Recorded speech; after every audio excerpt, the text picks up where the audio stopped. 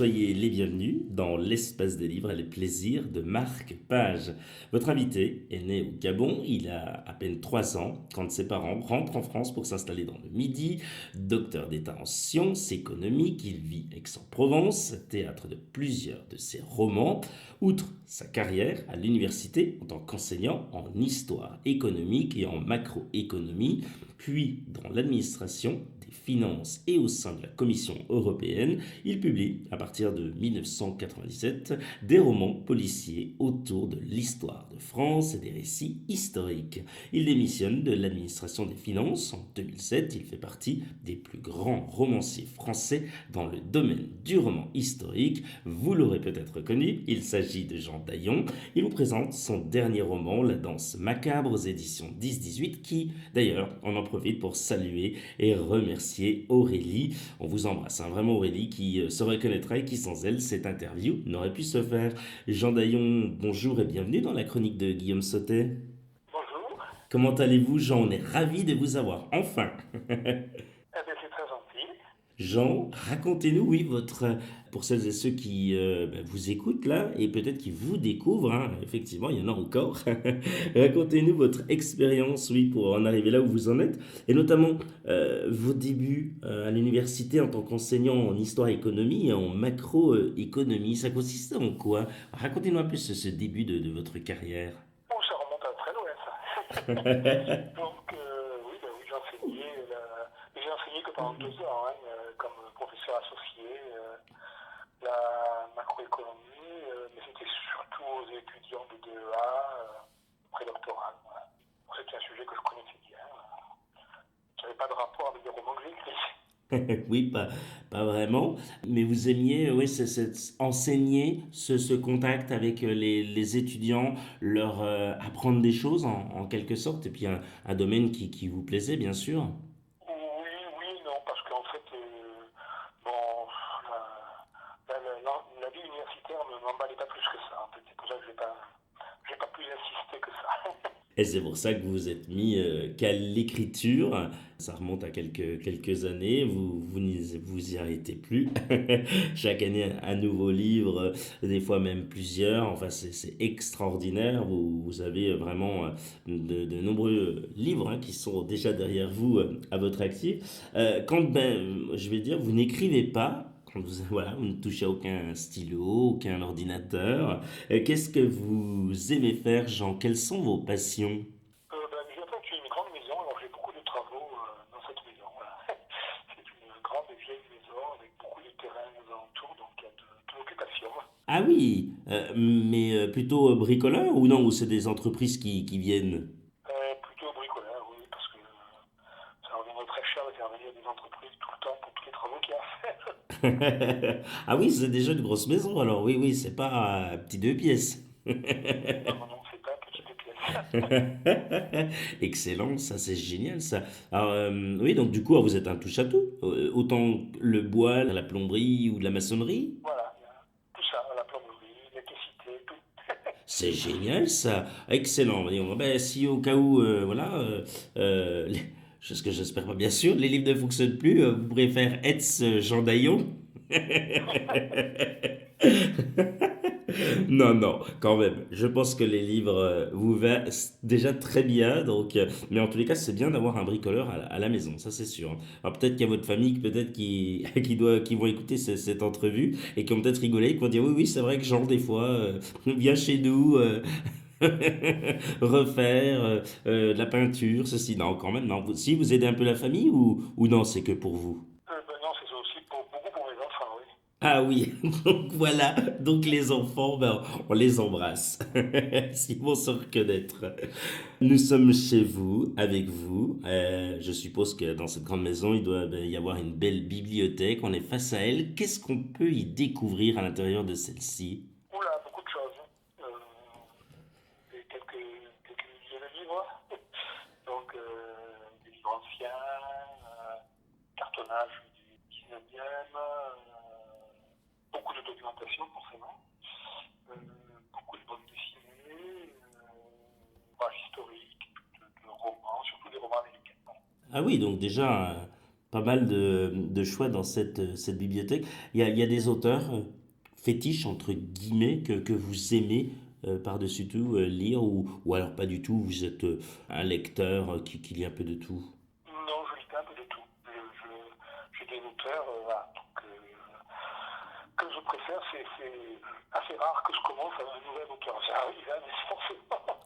Mais je suis plutôt collectionneur du même auteur. Voilà. Jean Daillon, intéressons-nous à cette fois-ci à votre livre, à vous surtout, à votre dernier roman historique, La danse macabre, on le rappelle aux éditions 10-18. Comment vous est venue l'idée de départ d'écrire ce roman, cette histoire? Racontez-nous.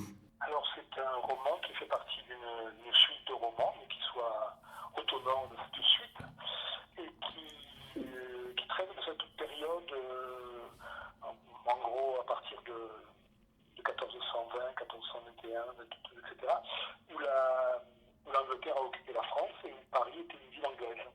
Donc c'était une période peu connue de l'histoire de France, où donc les Anglais étaient à Paris. Ils vont y rester jusqu'à ce qu'on les chasse, mais ils y étaient, comment dire, tout à fait légalement, hein, puisque le roi d'Angleterre, plutôt le jeune roi d'Angleterre, était roi de France.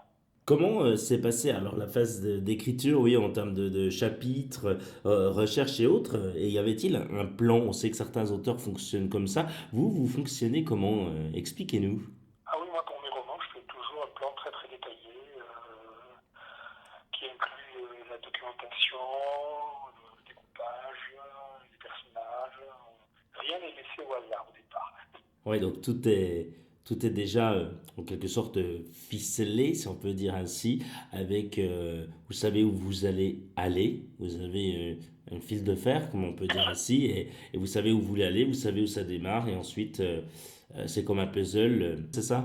Voilà, mais enfin, il y a bien évidemment au fil de l'écriture, il y a des changements, bien évidemment. Oui, sinon ça serait trop facile. Oui, exactement. C'est pas très facile en fait. La chronique de Guillaume Sautet, Les plaisirs de marque-page n'ont pas pu lâcher votre roman tellement il est captivant par sa petite, mais surtout par sa grande histoire. Vous en avez parlé il y a quelques instants. Racontez-nous, oui, cette folle histoire que va vivre une nouvelle fois Edward Holmes et Gower Watson. Alors, il y a deux choses. Premièrement, c'est ce personnage, Edward Holmes, qui a inspiré Conan Doyle, est un clerc, donc qui conduit des enquêtes qui, par certains côtés, mais que par certains côtés, sont assez proches des enquêtes que ensuite Conan Doyle écrira. Donc, on retrouve un petit peu les mêmes éléments, mais il faut quasiment les lire entre les lignes. Alors, l'enquête elle-même de la danse macabre, elle porte sur une histoire vraie qui est la participation de filles naturelles de Charles VI, qui était fou, qui à l'époque de mon roman est mort, à un complot. Donc sur lequel on a pas mal d'informations et c'est autour de ce complot effectivement que j'ai développé l'histoire. Par ailleurs, l'histoire tient aussi à un autre événement qui est plus ou moins bien connu et plus ou moins contesté, qui est les tentatives d'assassinat qu'ont fait les Anglais autour de Philippe le Bon, voilà, qui auraient essayé d'assassiner Philippe le Bon. Et en plus, vous venez dans un coin qu'on connaît ici pour Espace des Livres. C'est notamment Dijon, la Bourgogne. Il est question de Bourgogne, ici en Franche-Comté, région Bourgogne-Franche-Comté. Donc oui, ça, tout de suite, il y a pour celles et ceux qui habitent cette région, vont reconnaître. En plus, voilà, Dijon, c'est connu et reconnu. Donc là, pour le coup, vous allez aussi éveiller un petit peu, voilà, les personnes qui habitent ce secteur, Jean. Oui, voilà. Là, mes personnages se déplacent assez souvent. Donc ben là, oui, ils vont en Bourgogne. Donc il y a d'une part un voyage qui est pas de tout repos. Et puis ensuite, il y a Dijon elle-même, bon, mais qui est une Dijon qui n'a évidemment pas un grand rapport avec la Dijon actuelle. Hein, c'est Dijon au XIIe siècle, au XIIIe siècle. Oui, on n'en dit pas plus hein, pour celles et ceux qui veulent continuer à découvrir la danse macabre aux éditions 10-18. Quels sont donc vos projets pour la suite, Jean? Alors là, rien avec Edward Holmes dans l'immédiat. Et puis j'ai d'autres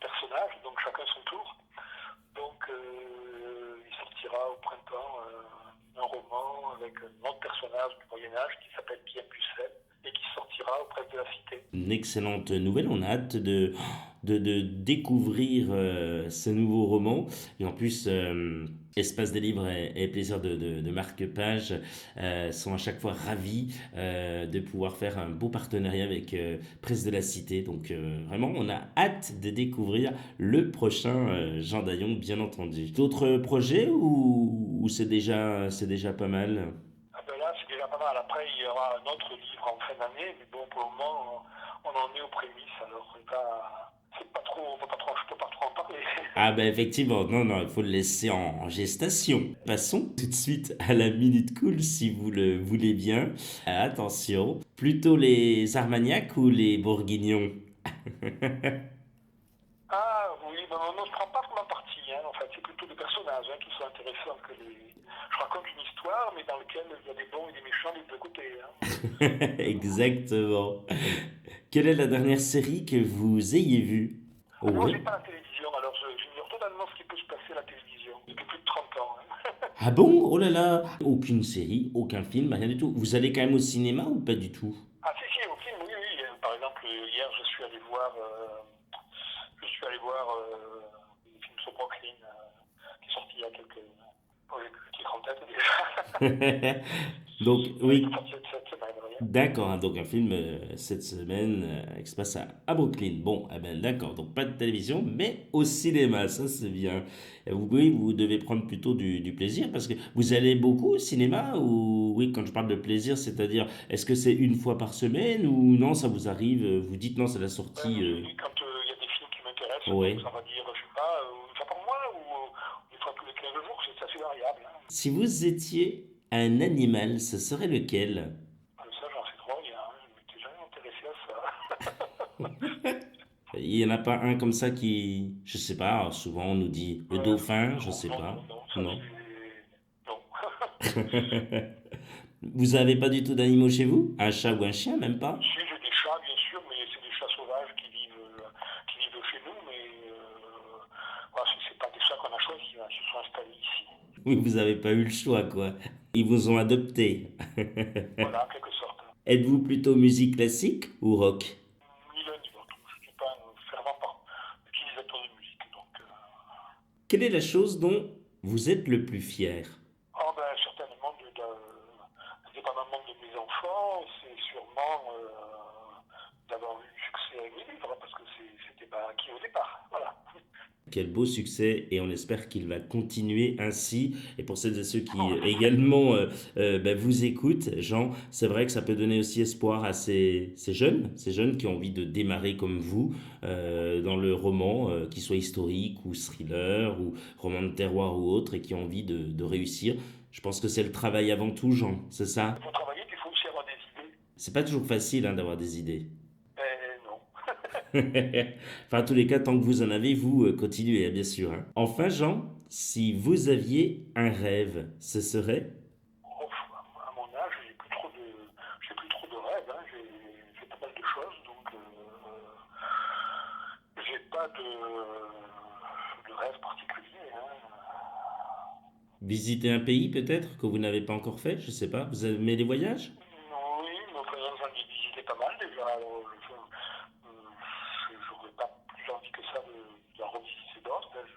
J'ai fait quand même beaucoup, beaucoup de pays déjà, donc il manque pas de souvenirs.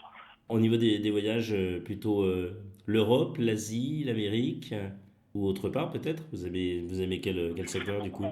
beaucoup, beaucoup l'Amérique, hein, beaucoup les États-Unis. Il y a beaucoup de choses à visiter et à voir, je pense, là-bas. Oui, puis rencontrer les gens aussi, surtout. Enfin, c'est pas que visiter, quoi, rencontrer. Oui, toujours cette rencontre que vous aimez tant. Jean Daillon, rappelons que vous êtes l'auteur du roman historique La danse macabre aux éditions 10-18. Merci infiniment d'avoir accepté l'invitation de la chronique de Guillaume Sautet. Eh bien, c'est moi qui vous remercie. Mais avec plaisir, vous revenez quand vous le souhaitez, hein, les portes sont grandes ouvertes. Hein. Tant mieux, on fera ça. Avec plaisir pour le prochain Presse de la Cité, c'est promis et c'est noté. Rendez-vous très prochainement pour un nouveau numéro de nouvelles aventures littéraires. Prenez soin de vous, bonne lecture, salut!